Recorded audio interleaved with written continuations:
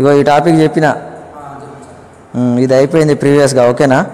Fitter safety science అయిపోయింది. దీని తర్వాత 5S కాన్సెప్ట్ చెప్పిన, తర్వాత హౌస్ కీపింగ్. చాలా వెరీ వెరీ ఇంపార్టెంట్ టాపిక్ ఇది. మీకు ఇందులోకి వెళ్ళి క్వశ్చన్ వచ్చే అవకాశం ఉన్నది, నెగ్లెక్ట్ చేయకండి ఓకేనా.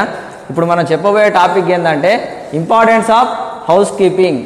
హౌస్ కీపింగ్ యొక్క ఇంపార్టెన్స్ ఏంది అనేది నెక్స్ట్ టాపిక్ అన్నట్టు. ఇది చూడండి, హౌస్ కీపింగ్ అంటే ఏంది. First the following activities to be performed for the better upkeep of working environment. మనం ఎక్కడైతే పనిచేసే ఆ ఏరియా ఉంటుందో ఆ ఎన్విరాన్మెంట్, మనం పనిచేసే అక్కడ ఆ ఏరియాలో మనం నీట్గా పెట్టుకోవాలి అనేది దీని యొక్క సారాంశం. దాంట్లో ఏమేమి పాయింట్స్ ఉన్నాయి చూడండి. క్లీనింగ్ ఆఫ్ షాప్ ఫ్లోర్, మనం ఎక్కడైతే పనిచేస్తున్నామో ఆ ఫ్లోర్ని క్లీన్ చేసుకోవాలి. Keep clean and free from accumulation of dirt and scrap daily. నువ్వు పనిచేసే దగ్గర వర్క్షాప్ ఏదైతే ఉంటుందో ఆ వర్క్షాప్లో డస్ట్ వచ్చినా కానీ దుమ్ము ధూళి ఏదొచ్చినా కానీ ఆ దుమ్ము ధూళిని మనం క్లియర్గా ఉండేటట్టు క్లీన్ చేసుకోవాలి. స్క్రాప్ కానీ డర్ట్ కానీ ఏదైనా అకాములేషన్ అంటే అక్కడ కూడుకొని ఉంటే దాన్ని తీసేయాలి ఓకేనా. నెక్స్ట్ వన్ చూడండి, క్లీనింగ్ ఆఫ్ మిషన్స్. మనం పనిచేసే మిషన్స్ని క్లీన్ చేసుకోవాలి ఏ రోజు ఆ రోజు. ఫర్ ఎగ్జాంపుల్ లేత్ మిషనే ఉంది లేదా డీజిల్ ఇంజన్ ఉంది, ఆ ఇంజన్ కానీ ఏదైనా కంప్లీట్గా మనం క్లీన్ చేసుకోవాలి. చూడండి, reduce accidents to keep machines cleaned well. ఎప్పుడైతే నువ్వు మిషన్స్ని కానీ నువ్వు పనిచేసే ఆ ఏదైతే ఉందో దాన్ని క్లీన్ చేసి పెట్టుకుంటే ప్రమాదం జరగడానికి అవకాశం లేకుండా ఉంటుంది. అదే క్లీన్ చేసుకోకుండా ఉంటే నీకు ఏదైనా దెబ్బలు తగిలే అవకాశం ఉన్నది. కాబట్టి క్లీనింగ్ ఆఫ్ మిషన్స్ కూడా చాలా important. Prevention of leakage and spillage. చూడండి, prevention of leakage and spillage. Use splash guards in machines and collecting tray. ఏదైనా మనం స్పిల్లేజ్ అంటే ఏంది, చిన్న చిన్న డ్రాప్లెట్స్ పక్కకి చిమ్మడం. మనం ఏదైనా ఆయిల్ పట్టుకొని పోయేటప్పుడు కానీ ఏదైనా టేకప్ చేసేటప్పుడు లిక్విడ్స్ కానీ అవి పక్కన చిమ్ముకుంటా పక్కన పడతా అంటే దానివల్ల మనకి కాలు జారి పడే అవకాశం ఉంటుంది ఆ ఏరియాలో. కాబట్టి దాన్ని మనం తగ్గించుకోవాలి. ఈ స్పిల్లేజ్ని ఇట్లా చిమ్ముకుంటా డ్రాప్లెట్స్ పడే వాటిని తగ్గించుకోవాలి. అలాగే లీకేజ్ కాకుండా చూసుకోవాలి. ఎందుకంటే ఆ ఫ్లాషెస్ మన దాని మీద పడితే మనకి ఇబ్బంది అవుతుంది. అట్లాగే మిషన్స్ మీద పడ్డా కూడా ఇబ్బంది అవుతుంది. కాబట్టి దాన్ని ఒక ట్రేలో కలెక్ట్ చేసుకోవాలి. Next, disposal of scrap. Empty scrap wastage స్వాడ్ ఫ్రమ్ రెస్పెక్టివ్ కంటైనర్స్ రెగ్యులర్లీ. ఏదైనా మనం డిస్పోజ్ చేసే స్క్రాప్ ఏదైనా ఉంటే అది మనం రెగ్యులర్గా ఎట్లా కంటైనర్స్లో తీసుకొని బయటపడేయాలి. చూడండి, ఎంటీ స్క్రాప్ కానీ వేస్టేజ్ కానీ స్వాడ్ ఫ్రమ్ రెస్పెక్టివ్ కంటైనర్స్, ఏదైనా కంటైనర్స్ నుంచి మనకు వచ్చే స్వాడ్ కానీ వాటన్నిటిని రెగ్యులర్గా ఏం చేయాలి, కొంత కంటైనర్స్లో తీసుకొని బయటకు పడేయాలి. డిస్పోజల్ అంటే ఏంది, బయటికి పడేయడం ఓకేనా. తర్వాత టూల్స్ స్టోరేజ్. నెక్స్ట్ చూడండి, టూల్స్ స్టోరేజ్.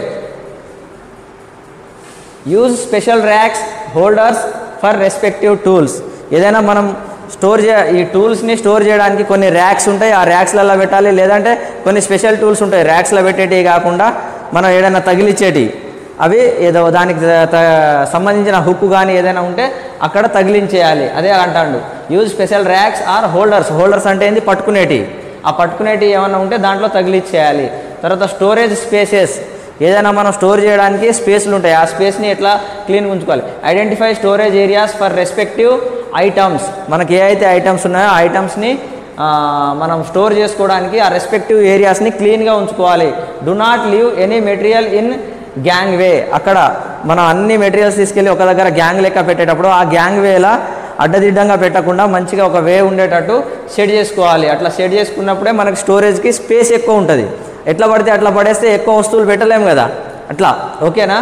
తర్వాత pilling methods. Do not overload platform floor and keep material at safe height. అంటే పిల్లింగ్ మెథడ్స్ అంటే మనం ఏదైనా ఒక వస్తువు మీద వస్తువు, కొన్ని టూల్స్ మీద టూల్స్ అట్లా పెట్టుకునేటప్పుడు ఓవర్లోడ్ కావద్దు. మనం దేని మీద అయితే పెడుతున్నామో దాని మీద దానికి ఎంత కెపాసిటీ ఉంటుందో అంతవరకే పెట్టాలి. అంతకు మించి పెడితే ఏమవుతుంది, కింద ఉన్న ర్యాకనో లేదా అల్మరానో అవి ఏమవుతాయి, బ్రేకప్ అవుతాయి. అట్లా బ్రేకప్ కాకుండా దాని యొక్క హైట్ ఎంత ఉంది, ఆ హైట్కి తగినట్టు దాని కెపాసిటీ ఎంత వెయిట్ వరకు తట్టుకుంటుంది అంత వెయిట్ వరకే దాని మీద పెట్టగలగాలి. తర్వాత material handling. Use forklifts, conveyors and hoist according to the volume and weight of the package. Material handling అంటే ఏంది? మెటీరియల్స్ టూల్స్ కానీ మెటీరియల్స్ కానీ ఒక దగ్గర నుంచి ఇంకొక దగ్గరికి తీసుకెళ్ళడాన్ని మెటీరియల్ హ్యాండ్లింగ్ అంటాం.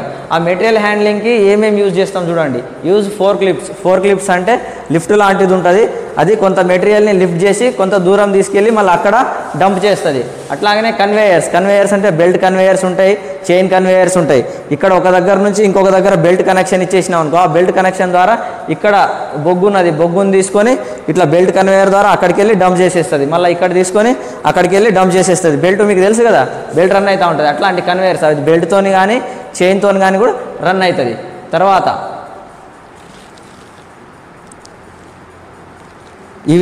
ఇవ్వండి, ఇవి హౌస్ కీపింగ్లో ఈ పాయింట్స్ గుర్తుంచుకోవాలి, వెరీ వెరీ ఇంపార్టెంట్. దీంట్లో ప్రతి ఒక్క పాయింట్ ఇంపార్టెంట్. అంటే మనం పనిచేసే ఏరియాలో ఏ విధంగా మనం అక్కడ క్లీన్గా ఉంచుకోవాలి, క్లీన్గా ఉంచే దాంట్లో ఏమేమి ఇంపార్టెంట్ చూడండి. ఇక్కడ 1 by 1 అన్నీ చెప్పడం జరిగింది. ఓకే.